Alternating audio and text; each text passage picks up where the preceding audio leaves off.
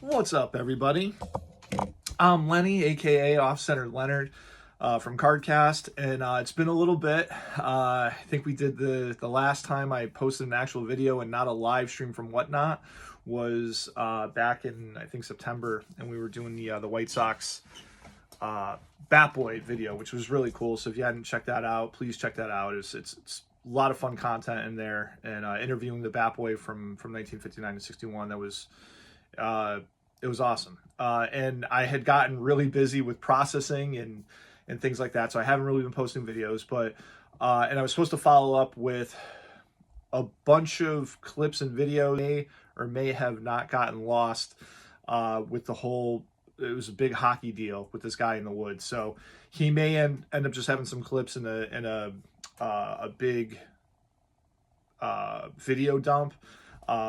Because I still have some of it, but I don't know if I have enough to tell the full story, but we'll see. This video is dedicated to the Adiavanzo family, who lost their patriarch earlier back in September in 2025. And, you know, I wanted to talk a little bit today about the meaning of collecting and, you know, what it means to you, what it means to me. There's so many different layers that brings people to collect almost anything, but, you know, in particular, sports cards and memorabilia. And I think a big avenue is the whole father and son connection. And one of the algorithms that I see when I'm purchasing collections is, you know, the person who is older, you know, the kids may not have been into it and they're not interested in kind of continuing the tradition. And I see that a lot because the people that are passing the collections down and the collecting is continuing, they're not ready to sell. So I'm not really seeing those people. However, there are situations, and even just this past year, I had a couple of close friends that lost their fathers, and they were huge into collecting together. And Robert Diavanzo and his son Darren were one of them. And you know, I on a just a little backstory, when I was setting up and kind of getting my feet wet and setting up in multi-day shows, I had always set up in shows like local shows. The big time was setting up at the multi-day shows, and this was during a time when the economy was not great. So from like '08 to 2015, you know, you could set up at a White Plains show and it was dead. You know, the buzz was for like 2 hours on a Saturday, and you were there for 3 days, and you had to hope that you were going to be able to punch your way out of the show and pay for all your expenses, you know, pay for your product, and maybe make something for your time. And you know, that was the game. So when I was first kind of starting out in the selling in the multi-day shows, I had met Bob and Darren, and unbelievably, like, just nice, cordial, and true collectors. Like, really just, you know, a lot of people back then, and like today, you get a lot of people who are just buying and flipping. But these guys, you knew they collected. They had their binders of cards. They had their vintage stuff. They had stuff that just maybe was made in you know, the 80s or 90s, but it was a throwback to the older stuff. So and I didn't know how deep Bob's collection went. And Darren, you know, Darren and I, we, you know, Darren was like a little bit different than his dad, you know, as far as collecting. He would get, you know, like a dog, he'd get his sink his teeth into a bone and go down a rabbit hole and collect all the way till he was like kind of done. And then he would call me up, and this was over the course of years. He would call me up and say, "Len, I'm done collecting this stuff. Let's do a deal." And so we get together, price it out, do a deal. And in between then, his dad would like kind of shave off a little bit of his collection here and there. Didn't want to sell everything all at once, which I totally get, because he liked the stuff and he liked to display his items.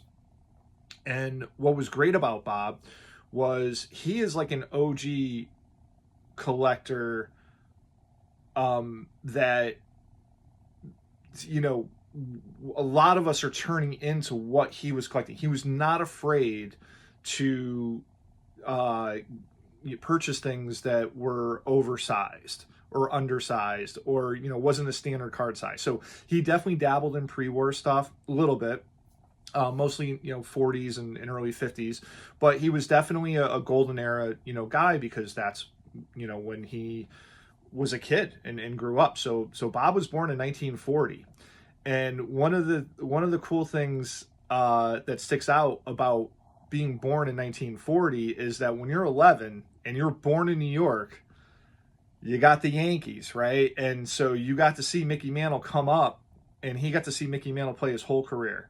There's guys my age who are 48 years old who never saw Mantle play, and he's just this iconic baseball god. Mantle's my favorite player, and or I only collect Mantle, or I only collect Clemente. It's like, well, none of us even saw them play. But he, being a New Yorker and being a Yankees fan, like, has like these almost like attachment rights. Like, no, I saw him play. He was my favorite player. I got to see so many games and listen on the radio, and got to go to Yankee Stadium a lot. And so Mantle was his favorite player, and the Yankees were his favorite team. Although, when I went to his house for the first time, I he might have said that. And when I say go over to the house first time, this is when the first time that they, I think in like 2009, they invited me over to buy some of the dad's stuff, and then some of Darren's stuff. And but he had love for a time that little just pockets of time, meaning like he liked the New York Giants. He collected New York Giants cards. He collected Brooklyn Dodgers cards. They're former New York teams. And so, he liked the St. Louis Browns because the team, ended up going defunct. So, and he had like a stack of St. Louis Browns cards. He liked collecting catchers because of the catcher poses. It just was like an extra, it's like you could be almost like a star, if you're a catcher. So so those are some of the cool things that that he did. Also, he was like a curator of just putting together just vintage items that just looked great, and we're going to go over that in a second.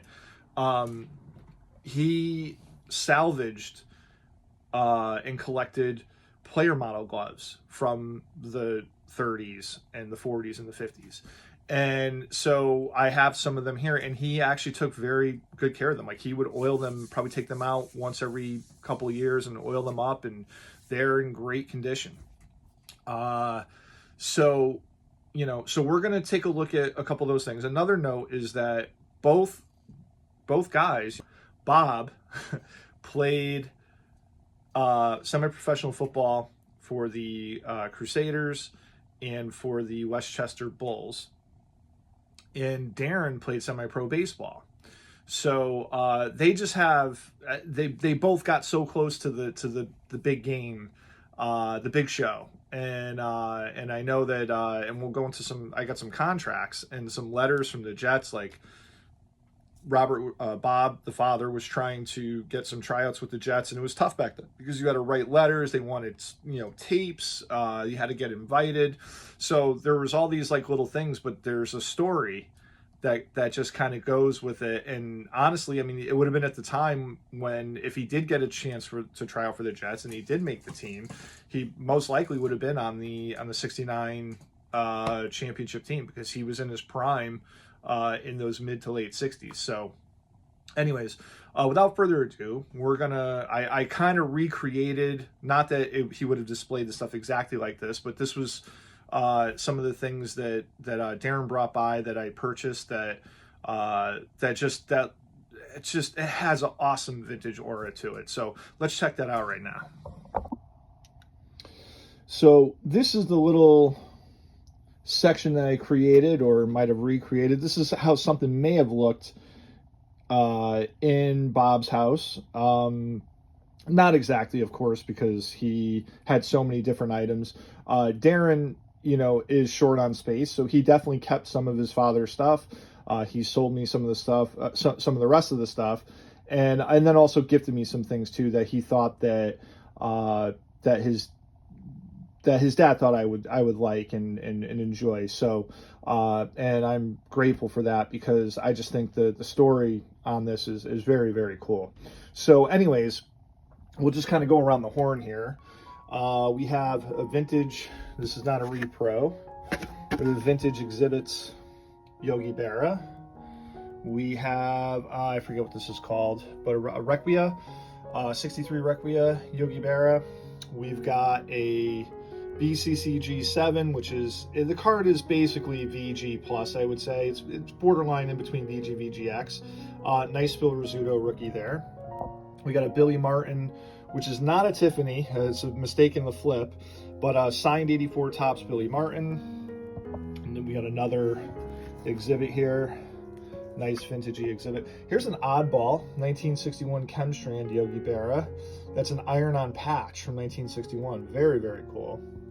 Here's a 52 Burke Ross Yogi Berra. Great shot of him posing for the camera. We got a 53 Topps Berra that's in VG condition. Nice, nice grade there. We got a Dom DiMaggio rookie in SGC2. He loved the DiMaggio brothers. He loved putting things together of Vince, Joe, and Dom for sure.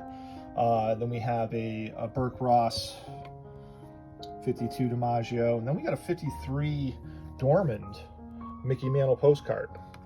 Those are on the rise. This is actually in good shape. It's crease free. Very nice.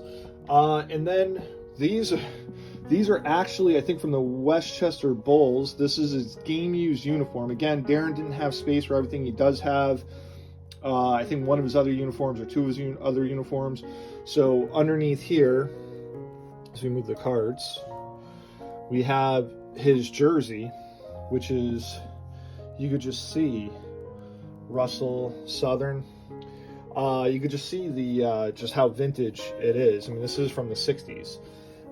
We have a 19, this is pretty cool. These have definitely shot up in value a little bit because it's oversized. So this is a 1950 All-Star pinup. Great shot of Joe D there.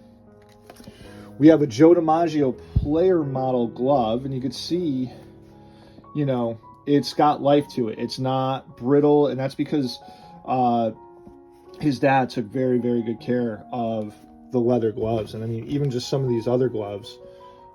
This, forget who, this is an older, looks like first baseman's glove.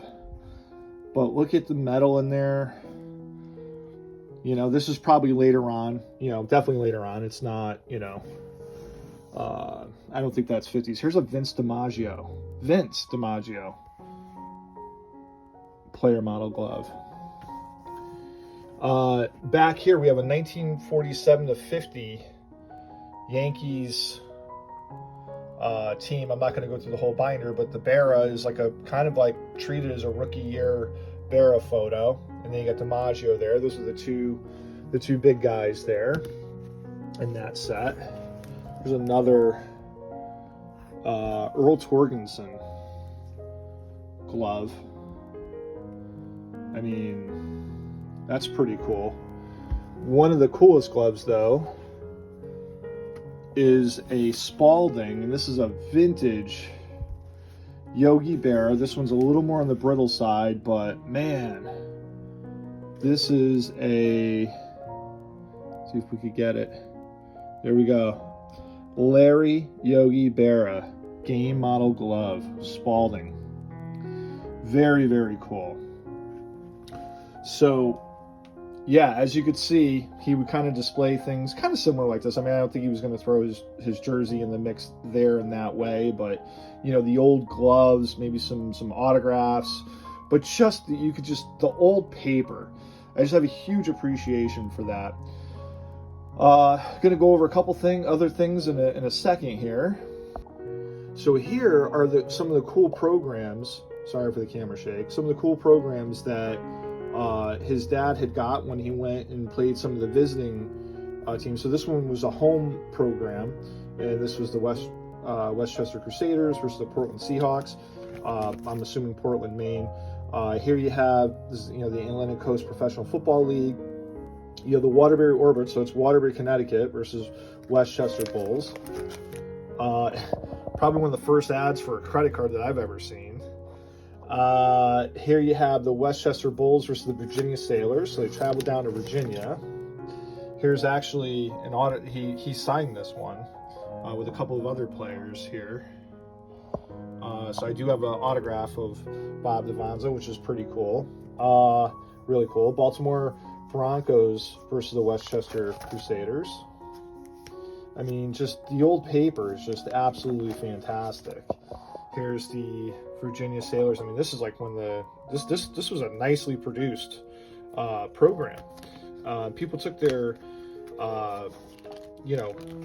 their football seriously for sure. We got some photos here, some autographs and things like that. He definitely collected some guys that he either kind of knew or would run into, but this is cool. These are letterheads from the Westchester Crusaders saying, listen, you got to get your butt in practice. And then here's a contract for the Atlantic Coast Football League. There's Robert DeVonzo at the rate of $30 per game, which is awesome. And then signed in real ink. That's nice. And then here's a let's see, 1963 totals. So here you have some stats as we go through here. And then here was what I was talking about. He inquired in the 60s. Here's from 1964. He inquired your request letter stating your interest in football and requesting a tryout has been referred to me for reply. The New York Jets do not plan to hold a tryout in 1964, but we are interested in learning more about your football ability and experiences. Very, very cool. George Sauer signed as he's the director. Here's another one. So that was January. Here's February from the Jets. So I think this is again saying that their roster is full. But very cool stuff. And then on a last note, what was interesting? Oh, here's a ticket stub too, full ticket stub of the Virginia Sailors versus the Westchester Bulls. That is so awesome. Here's the press and TV guide. So in closing, I think one of the reasons why I did this video is because I got hit with a quote from Darren. He texted me, and we were talking about doing some things on Whatnot, and he was buying a couple things here and there. And due to space and some other things, he's like, he said, I know I shouldn't be buying cards right now, but I can't help it because it connects me to my dad. So I guess what I'd like to relay to you guys is if your dad's still around and you had some kind of collecting bond, or even if he doesn't collect and he got you involved somehow, took you to games, took you to the card shops, call him, talk to him, have those conversations. Or if you have a kid yourself and you have that bond and you're both collecting, make sure you keep that going. And because you don't know, nobody's here forever, and those are all good things to talk about. So thank you guys very much for watching, and I'll catch you in the next one. Off-Center Leonard signing off. You followed him from the first day he signed with the team. You know he's not perfect, but on certain days in his life, he has been. The night he poured in 63 points. The day he found Dwight Clark in the end zone. His relentless pursuit of the streak. And you wish at some point, at some moment in your life, that you could be that perfect too. And that's why you cheer for him. That's why you believe in heroes.